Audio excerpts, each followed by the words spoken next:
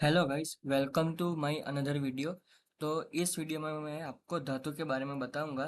तो बीएमएस के first year में धातु एक टॉपिक आता है। तो चलिए स्टार्ट करते हैं।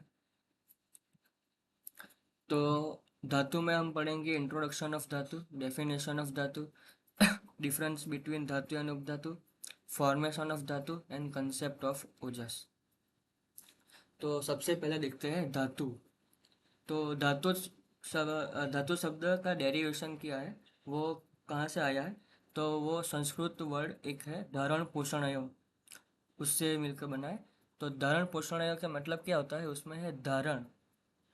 धारण मतलब क्या करना है? धारण करना। क्या धारण करना है? शरीर को धारण करना। पोषणयो मतलब कि न्यूट्रिशन, पोषण। किसे किसे देना है? शरीर को देना है। तो धातु वो है जो शरीर को धारण करे और पोषण दे, वो है धातु।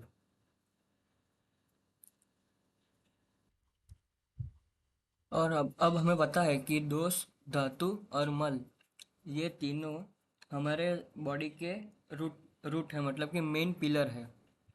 तो अब दोष की बात करें तो दोष के टाइप तो दो है, शारीरिक दोष और मानसिक दोष। शारीरिक दोष में कौन से आते हैं? वात, पित्त और कफ। और मानसिक दोष में आते हैं रज और तम। सत्व को हम दोष की तरह नहीं लेंगे, उसे हम गुण ही लेंगे। पर अकॉर्डिंग टू हम की बात करें, मतलब कि किसी को मोक्ष लेना है, तो उसके लिए तो सत्व भी एक प्रकार का दोष दोष ही हुआ। परंतु हमें यहाँ हमारी हेल्थ अच्छी रखनी है। उस उसके अकॉर्डिंग देखें तो सत्व एक दोष नहीं है, उसे हम गुण की तरह लेंगे, क्योंकि वो हमारी फिजिकल हेल्थ की को सही रखने में या उसको बिगड़ने में कोई, मतलब अपना कोई इफेक्ट नहीं बताता। तो हम सत्व को दोष की तरह नहीं लेंगे, उसे हम गुण की तरह ही लेंगे हमारे आयुर्वेद में। तो हमें पता है कि अभी हमें हमारी बॉडी, हमारी हेल्थ अच्छी रखनी है। तो जो शारीरिक दोष है, वात, पित्त और कफ, ये तीनों अगर बैलेंस कंडीशन में होंगे तो हमारी हेल्थ अच्छी रहेगी। मतलब कि जब वो विषय होंगे तब वह हमारे शरीर में रही धातु को दूषित करेंगे और इससे हम अनहेल्दी बनेंगे। तो धातु कब विषित करेंगे? जब वो इम्बैलेंस होंगे। मतलब कि जब दोष इम्बैलेंस होंगे तब हमारी सप्त धातु को विषित करेगी। धातु कौन सी है? रक्त, रस, मांस, मेद, अस्थि, मज्जा, शुक्र।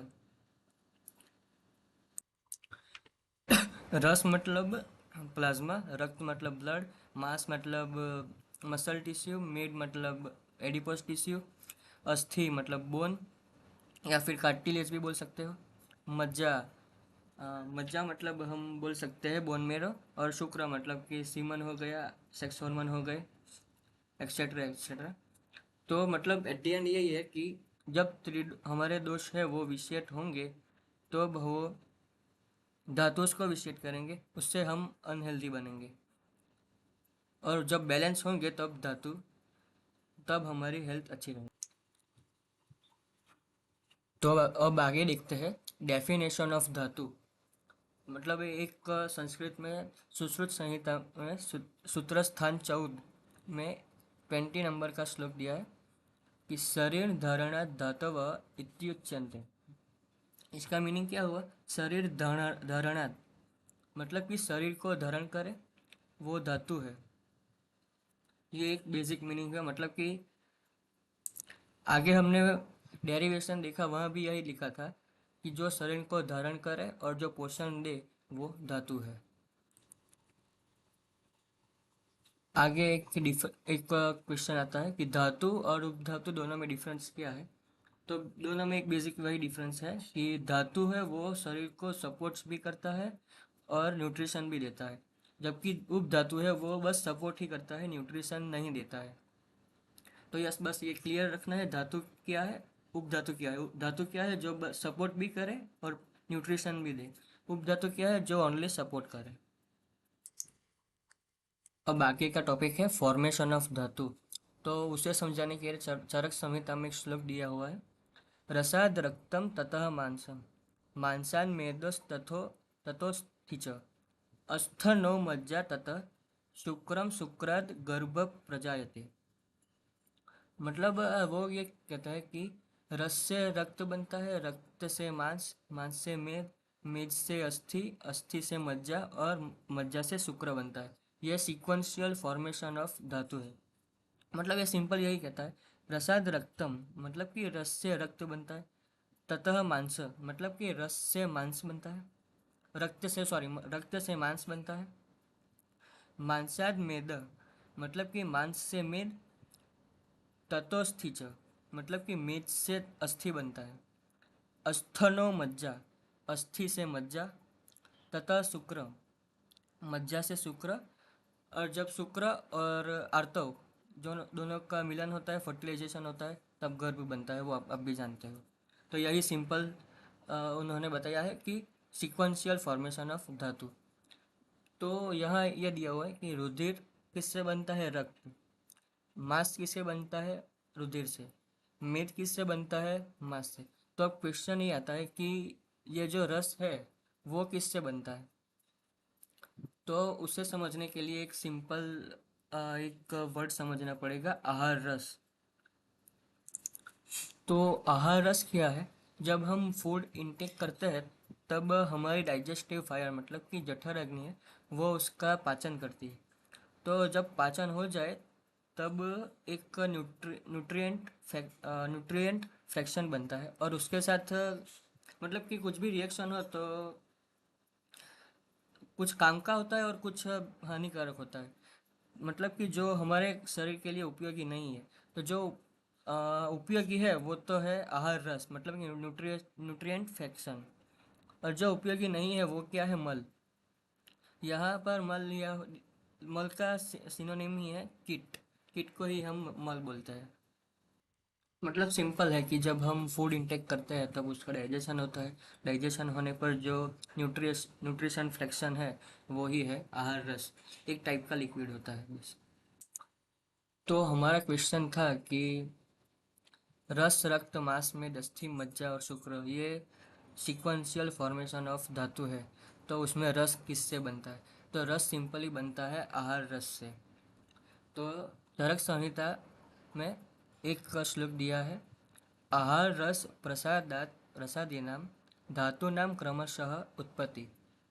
मतलब कि आहार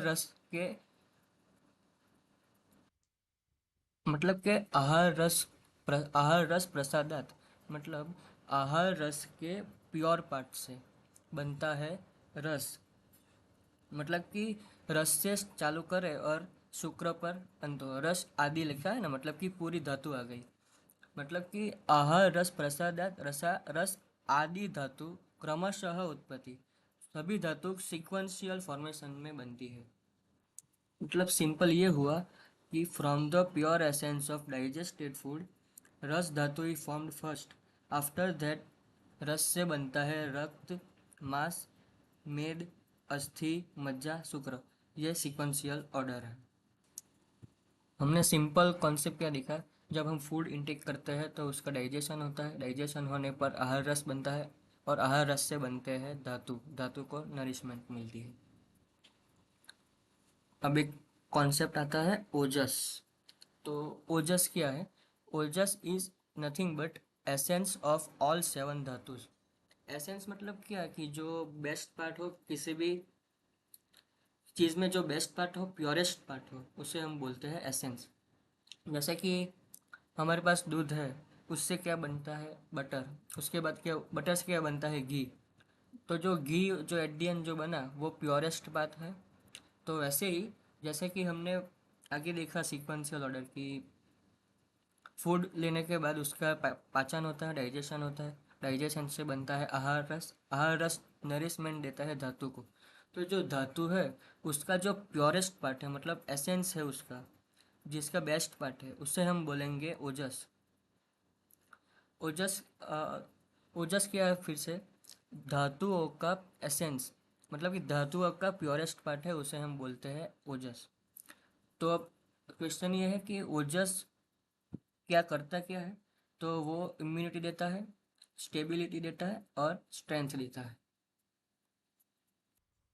हम ये भी बोल सकते हैं कि ओजस है वो सभी धातुओं का सार है। मतलब धातुओं को पोषण देता है, मतलब अपने शरीर को पोषण देता है, इम्यूनिटी देता है, स्ट्रेंथ देता है, स्टेबिलिटी देता है।